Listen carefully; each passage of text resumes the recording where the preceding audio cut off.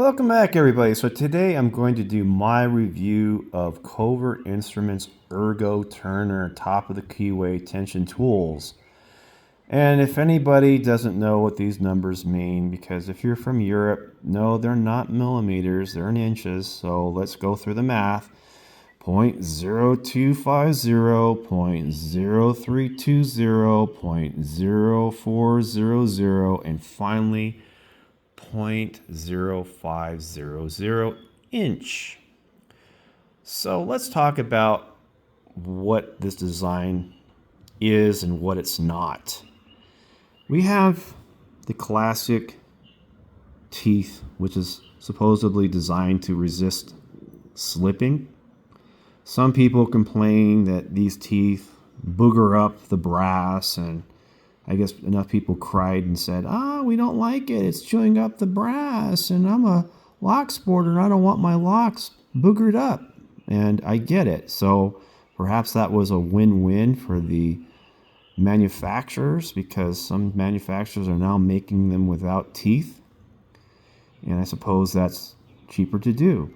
Maybe it is, maybe it's not. Well, in any case, they made it with teeth, and it is what it is. So let's look at the design. Here we have the classic lockpicking lawyer position of comfort. I think that this is sort of a marketing scam. Yeah, I'm all about innovation. I'm all about capitalism. And I'm all about coming up with some new ideas. I guess that's what innovation is. Well, in any case, let's talk about the design. So what did they do? They made the very tip of the tool, shouldering, this point right here, so that you're maximizing the depth. Maybe it rests against the first pen, maybe it doesn't.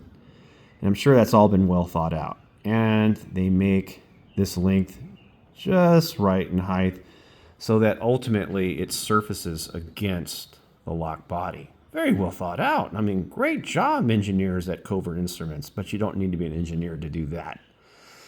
In any case, they bend it with this concept of comfort, and I would argue that it's not comfortable. My finger is gouging against this corner here.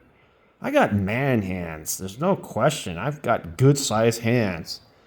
But my finger has to stretch against the length of the thickness of the lock, and it's curved. It tends to slip. You're minimizing torque. It's like trying to close a door in the middle. It takes a lot more force. It's just not comfortable. So if I want to go to a straight turner, sure, I can reverse it, but what did they do? They made this riser longer, so now I'm losing the advantage of using the lock body as a stabilization surface. So that was not very well thought out. But I guess they're trying to make these things have some universal appeal. But the picture shows American locks, and that's kind of like why these were designed in the first place, right? But what did they do? They made that one longer, so I'm not getting the best of both worlds. So here's what I would do. And I'm all about solving problems because I love solving problems. And I'm sure someone's already done it. Maybe Covert Instruments has already got a turner that does it. I just haven't found it yet. So go ahead and carry it to this point in length. And then bend it here so that the lever arm now is parallel to the lock body. Now your finger is more like this. It's more in a natural position. I'm old-fashioned. I like it in that position. To me, yeah, your finger is still biting into the corner of the lock, but not nearly as much.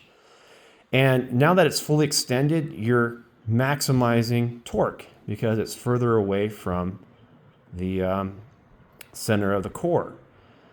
That's what I would do. Anyway, this guy is just nothing but marketing. And it misses the mark for me. I would love to hear what you guys have to say in the comments. Let's have a friendly discussion. Let's design something clever. Thanks for watching, guys. Have a great one.